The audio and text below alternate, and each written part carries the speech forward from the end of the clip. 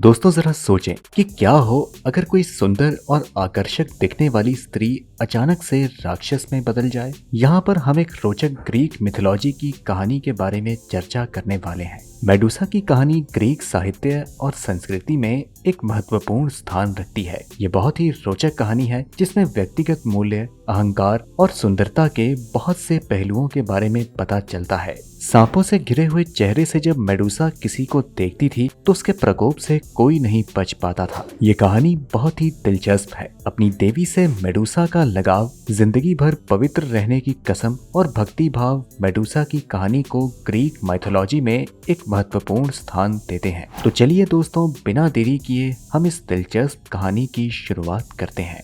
दोस्तों, मेडुसा की कहानी से पहले हम आपको ग्रीक मिथोलॉजी के बारे में समझाते हैं। ग्रीक मिथोलॉजी प्राचीन साहित्य और संस्कृति का महत्वपूर्ण हिस्सा है, जिसमें ग्रीक देवताओं जैसे कि जुपिटर, वीनस और अपोलो की कहानियों का कलेक्शन है। ये कहानियां प्रेम, युद्ध, साहस और व्यक्तिगत मूल्यों पर आधारित होती है। इसमें ग्रीक देवताओं और जीवों के बीच के संघर्षों के बारे में बताया जाता है, जिसमें विशेष शक्तियां, प्रेम और भावना का परिचय मिलता है। ग्रीक पौराणिक कथाएं कला, साहित्य और फिल्मों में भी महत्वपूर्ण भूमिका निभाती है। ये कहानियां हमें मानव स्वभाव के बहुत से पहलुओं को समझने में मदद करती है। दोस्तों, ग्रीक मैथोलॉजी को समझने के बाद अब हम आपको मेडुसा की कहानी बताते हैं। मेडुसा ग्रीक मैथोलॉजी की एक बहुत ही लोकप्रिय और सुंदर हीरोइन है जो कि बाद में राक्षस में बदल जाती है। उसके बाल सांप जैसे हो जाते हैं और इतना ही नहीं, अगर वो किसी को देख लेती है तो वो व्यक्ति पत्थर में बदल जाता था। आखिर मेडुसा के साथ ऐसा क्या हुआ जिससे कि वो राक्षस में तब्दील हो गई,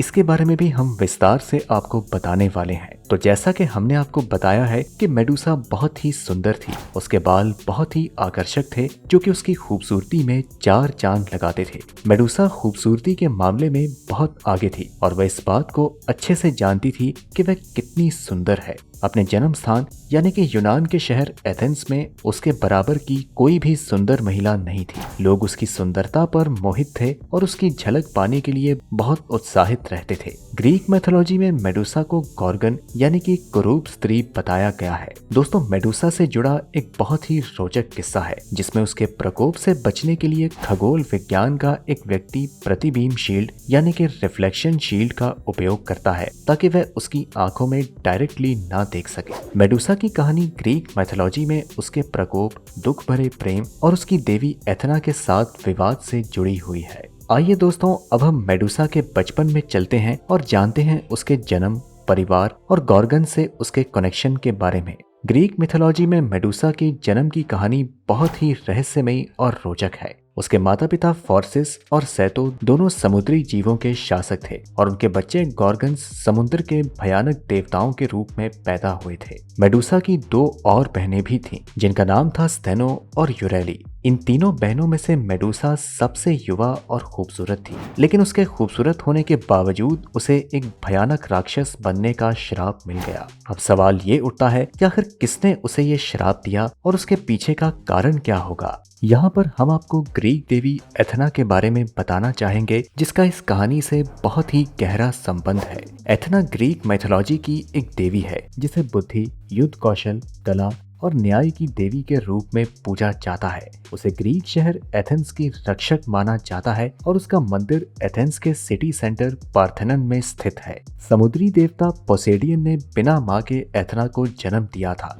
देवी एथना की कहानी उसकी बुद्धि, साहस और न्याय के गुणों को दर्शाती है। ग्रीक पौराणिक कथाओं में देवी एथना को बहुत ही ऊंचा स्थान दिया जाता है, लेकिन मेडुसा का देवी एथना से क्या संबंध है और मेडुसा के श्राप की कहानी क्या है, आइए जानते हैं। मेडुसा का जीवन और उसकी देवी एथना के साथ संबंध की कहानी ग्रीक मैथोलॉजी में सबसे चर्चित और प्रभावशाली है। इस कहानी में विश्वास, प्रेम और करुणा की भावनाओं का मिलन होता है, जिसके चलते मेडुसा को एक डरावनी राक्षस में बदल दिया जाता है। मेडुसा जब छोटी थी तभी से वो देवी एथना के प्रति गहरी श्रद्धा और विश्वास रखती थी। उसने अपने माता पिता की सीख के अनुसार देवी की पूजा करना शुरू किया और अपने जीवन को देवी की सेवा में समर्पित कर दिया। समय के साथ मेडुसा जब बड़ी होती गई तो देवी के प्रति उसकी श्रद्धा और बढ़ती गई। मेडुसा ने अपनी श्रद्धा को और भी गहरा किया जब उसने अपने घर को छोड़कर देवी एथना के मंदिर में रहने का निर्णय किया। उसने ये मान लिया कि वो एथना की सेवा में रहकर उनके मार्ग पर चलेगी और उसके बताए गए नियमों का पालन करेगी। दोस्तों, मेडुसा अविश्वसनीय रूप से सुंदर थी। उसके लंबे और सुनहरे बाल थे जो कि रेशम की तरह लहराते थे। उसकी सुंदरता की चर्चा ग्रीस के एथेंस शहर में थी जहां वो रहती थी। मेडुसा को लोग शारीरिक सुंदरता के आदर्श के रूप में देखते थे, लेकिन आगे चलकर उसकी यही सुंदरता उसे कुरूप बना देती है।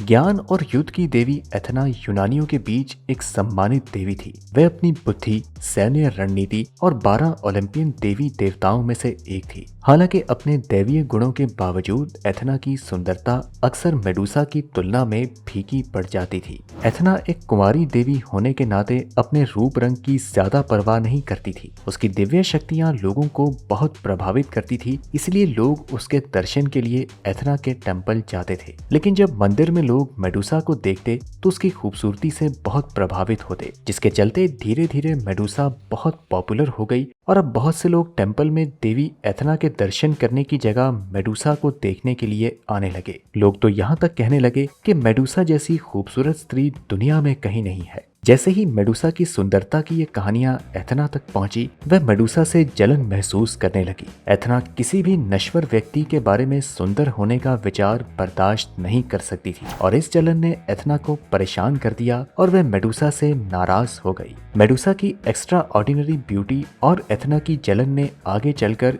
एक दुखद मोड़ ले लिया। उसकी सुंदरता से समुद्र के देवता पोसीडन बहुत ही प्रभावित थे। एक दिन वो मेडुसा से अपने प्यार का इजहार करता है, लेकिन मेडुसा ये कहते हुए ठुकरा देती है कि वह देवी एथना की भक्त है और उसके नियम के अनुसार उसे कुंवारी रहना है और किसी भी मर्द से संबंध नहीं बनाना है। इसी दौरान एक दिन समुद्र का देवता एथना के मंदिर में आता है और मेडुसा से जबरदस्ती करने की कोशिश करता है, जिसके बाद मेडुसा ने देवी एथना से सुरक्षा मांगी। लेकिन एथना की जलन अब और भड़क उठी। उसने मेडुसा को ही उसके लिए जिम्मेदार बताया और उसे श्राप दिया कि वह राक्षस में बदल जाए, जिसके बाद उसके बाल सांप जैसे हो गए। इतना ही नहीं, उसने मेडुसा को ये भी श्राप दिया कि उसकी आंखों में अगर कोई भी देखेगा तो वह पत्थर बन जाएगा। इस तरह से देवी एथना ने मेडुसा को उसकी सुंदरता के लिए दंड दिया। दोस्तों, इस श्राप ने मेडुसा के जीवन को हमेशा के लिए बदल दिया। उसे सुंदरता के प्रतीक से एक भयभीत और बहिष्कृत राक्षस बना दिया। इसके बाद मेडुसा की 2 बहनें स्टेनो और यूरेल भी समान रूप से भयानक देवी के रूप में कुख्यात हुए, जिन्हें गॉर्गन्स के नाम से जाना जाता है। मेडुसा की कहानी ग्रीक मिथोलॉजी में उसके दिव्य भक्ति,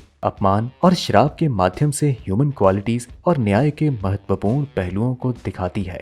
उसका डरावना रूप और शापित दशा उसके जीवन की दुखद कहानी का हिस्सा है, जो कि ग्रीक मिथोलॉजी में काफी यूनिक है। मेडुसा को एथना द्वारा श्राप दिए जाने के बाद वो एक राक्षसी गॉर्गन में बदल गई और वह भयभीत और अकेली रहने लगी। उसके बदसूरत चेहरे ने उसे बहिष्कृत कर दिया और उसने बहुत दूर एक वीरान द्वीप में शरण ले ली। इस बीच टैन और ज़्यूस का पुत्र पर्शियस सेफिरोस द्वीप पर बड़ा हुआ। सेरिफोस का राजा पॉलीडेक्टस पर्शियस की मां डैन से शादी करना चाहता था, लेकिन पर्शियस के होते हुए सेरिफोस का राजा उसकी मां से शादी नहीं कर सकता था, क्योंकि पर्शियस अपनी मां की रक्षा के लिए तैयार था। इसी दौरान पॉलीडेक्टस के दिमाग में एक तरकीब आती है कि क्यों ना पर्शियस को मेडुसा का सिर लाने के लिए भेज दिया जाए, और वो जानता था कि मेडुसा एक खतरनाक राक्षस है और पर्शियस कभी भी उसका सिर नहीं ला सकेगा और मारा जाएगा। इस तरह वह उसकी मां डैन से शादी कर लेगा। अब किसी तरह राजा पर्शियस को उस द्वीप पर भेजता है जहां मेडुसा रहती है।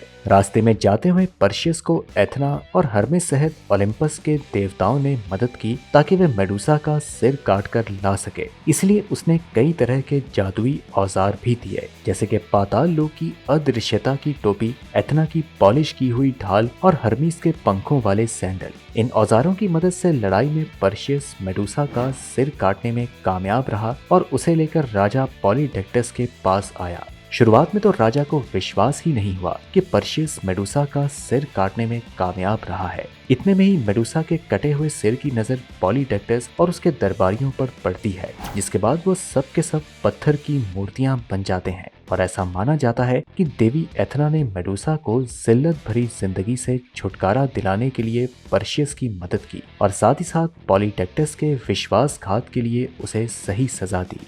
आइए आपको बताते हैं कि जब मेडुसा की मृत्यु हुई तो उसके सिर का क्या हुआ और पौराणिक कथाओं में इसका क्या मतलब है। दोस्तों, इस घटना के बाद प्राचीन ग्रीस में ताकत और खतरे के प्रतीक के रूप में खोपड़ी का उपयोग महत्वपूर्ण हो गया।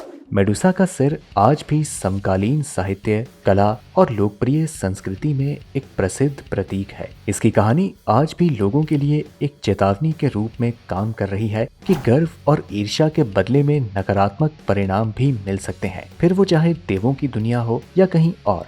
तो दोस्तों, इस तरह से मेडुसा जैसी एक साफ छवि वाली स्त्री अहंकार का शिकार हो गई और ग्रीक पौराणिक कथाओं में बहुत प्रसिद्ध हो गई। मेडुसा की कहानी अहंकार और ईर्ष्या के खतरनाक असर के खिलाफ चेतावनी देती है। ये इस बात का उदाहरण है कि जलन और अहंकार के कितने विनाशकारी परिणाम हो सकते हैं। मेडुसा की कहानी हमें करुणा, समर्थन और विनम्रता का मूल्य सिखाती है। ये कॉपरेशन और सेल्फलेसनेस का सम्मान करने और अपने ईगो के कारण दूसरों की सफलता से ईर्ष्या ना करने की याद दिलाता है। ये कहानी आज भी प्रासंगिक है क्योंकि ये घमंड और ईर्ष्या की विनाशकारी भावनाओं के खिलाफ चेतावनी देते हुए मानवीय और भक्ति के मूल्य पर जोर देती है, जो कि मिथक और वास्तविकता दोनों में सबसे खूबसूरत लोगों को भी राक्षस में बदल देती है। तो दोस्तों, उम्मीद है कि आपको ये मेडुसा की पौराणिक कथा पसंद आई होगी। खैर, इसी तरह की दिलचस्प और रहस्यमयी कहानियां देखने के लिए आप हमारे चैनल से जुड़े रहें। हम फिर आपसे मुलाकात करते हैं अगली वीडियो में।